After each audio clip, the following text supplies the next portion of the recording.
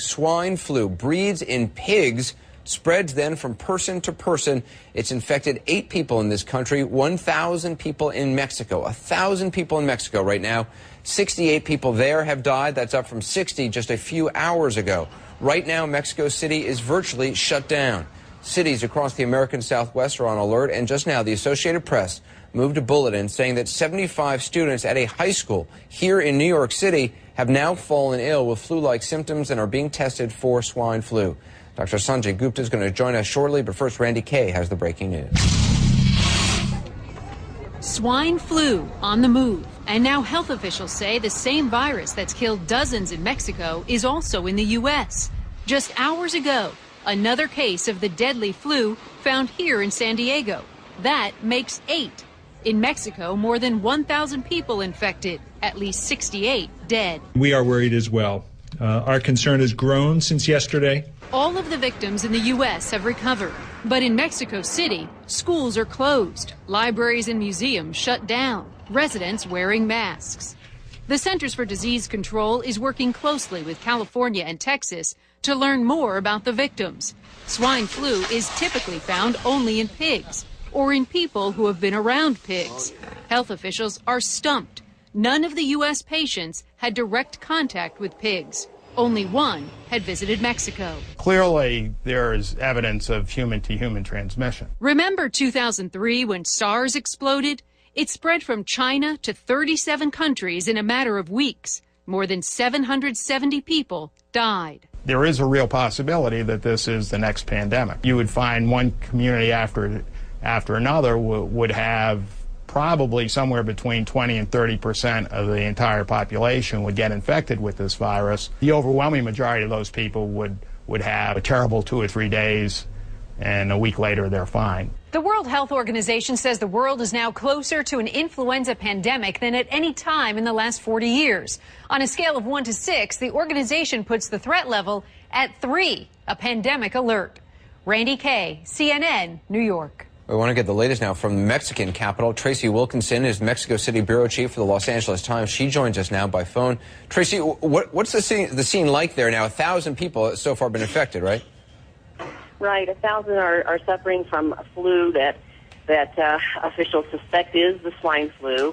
As you mentioned, dozens of people have died, 60 and counting, more than 60 now dead, of which, it should be said, only 20 have been directly linked to the swine flu, but it is thought that many of these others are also from the same strain.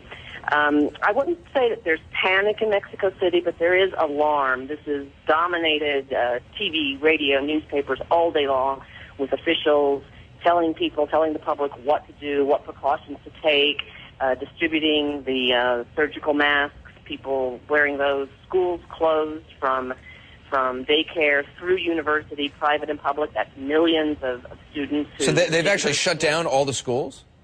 Yes, in Mexico City and the state of Mexico, which, you know, is the part of the state that is around the city, the capital of Mexico, an area of 20 million people. So this is a huge thing. The schools will be closed through the weekend and possibly next week as well. They haven't decided, but they will decide in the next day or so. They've canceled for this weekend concerts, sporting events. They're closing museums, libraries. Is it mostly old or the very young who have died due to this? No, and that's the strange thing, and that's what has particularly worried and perplexed health authorities here, is that no, it is not the usual vulnerable populations of the elderly and the young. This has been heretofore healthy people, young adults, people in their 20s, early 30s. So that is what is particularly worrisome about this. And do we know where this thing started? Well, we don't. Most of the cases have been tied to here in Mexico City and the surrounding state. However, there are a handful of cases in about 6 different states all over the country. So no, we don't know. We don't yet know where exactly it started and how exactly it started. And in terms of what the government's doing, I mean, you said they shut down the schools. Are there plans for quarantine? How do they deal with those who are infected? No. Well, people who are infected are in hospitals. They're talking about having to possibly shut down offices and and workplaces starting next week. I think they'll again, that decision they'll make over the next few days as they see how much this spreads.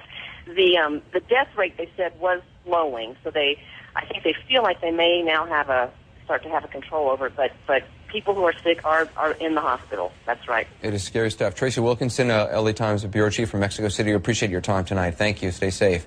Let's dig deeper now with our own 360 MD, Dr. Sanjay Gupta. Sanjay, how serious is this? Well, it sounds like it's fairly serious, in part because there seems to be evidence of human-to-human transmission. Typically, when you think of swine flu, you think of a flu that has passed because of contact with pigs. But there's clearly human-to-human transmission here. And also, Anderson, this is a virus the world has really never seen before. You and I have talked about this sort of thing, viruses that sort of emerge. They're doing a lot of investigations on this. It's a bit of a mystery now, but if you sort of start to look at the makeup of this virus, it's made up of several different viruses. They're calling it a swine virus, but look at all the things that they're starting to figure out. First of all, it seems to have components of the North American swine virus, the avian influenza, the bird flu. We've talked a lot about this. Not the worst kind of bird flu, but a component of it. Human influenza, which makes it contagious from human to human, and also forms of swine influenza from Asia and Europe. We've been making a lot of calls today, Anderson, on this. All the infectious disease organizations are concerned about this, in part because they don't know exactly from where it originated. We're not sure just how virulent or just how large the mortality rates are going to be, and they're not sure exactly where it is going. So they got to figure this stuff out before we can really get a sense of how big a problem it is. Yeah, as you and I were reporting in our Planet in Peril documentary this past year, we spent a lot of time in Africa looking at what the next pandemic is, where it will come from, how it will spread, and as to reiterate what you said, and what's so troubling is this isn't just it's not just a zoonotic virus crossing from an animal to a human, which would limit the amount of number of people who would actually get infected. The fact that it's now passing from person to person is of concern, and as we saw in Africa, in these remote places, viruses cross over all the time, but now because of air travel and increased roads, a virus that used to stay geographically isolated can now spread around the world very quickly. I just want to show some of what we saw in Central Africa a short time ago. Contact with some animal in this remote village that previously might have led to the jump of a virus into that community that would have maybe infected a few people, maybe infected one person, probably would have died out. Now all of a sudden that remote village is immediately connected to the major city and through air transportation and ships through the rest of the world. So something that's in the middle of nowhere, here, for example, can potentially, be in New York in the course of 48 hours. So, Sanjay, you have 68 dead people now in Mexico City. You have 1,000 people infected in Mexico City. You've got a handful of cases known in the United States already. Now we just have this breaking news that just crossed on the wire minutes ago about possibly 70-some-odd high school students in New York City are now going to be tested for this because they have fallen ill. Is this a pandemic, a global epidemic? Well, it's a good question. Because of your interview there, you get the sense that it's so hard to pinpoint that question because is this because of air travel? Is it because of something else that's causing these sort of spurts of activity all around the world? There are criteria, Anderson, to sort of call something a pandemic. According to the Centers for Disease Control, one of the things you got to ask, is this something that is new? We answered that question. It is new. This is a virus the world hasn't seen before. Does it cause severe disease? It's killing people. It has caused the death of 68 people now in Mexico, as you mentioned. Is it easily transmissible and sustainable in a population? That is a little bit of a question mark still. It does appear to be transmissible.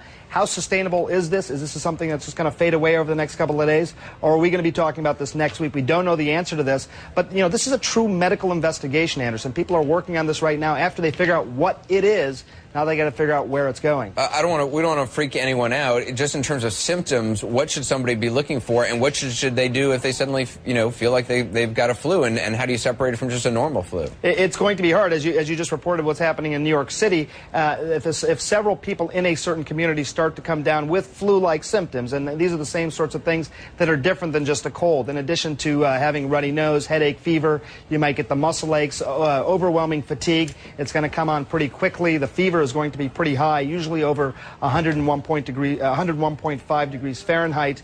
And also if people around you are also getting sick, it sort of speaks to this person-to-person transmission. You're absolutely right, though, to sort of urge people not to be freaked out here. It's unlikely to happen to anybody who's watching right now, but it may happen in clusters. And if it does, the public health officials are going to need to be on top of that and possibly sterilize a school like they're doing in New York City and try to get people treated. We'll stay on top of it as well. Sanjay, appreciate it. Dr. Sanjay Gupta for us tonight. Quick reminder that an encore presentation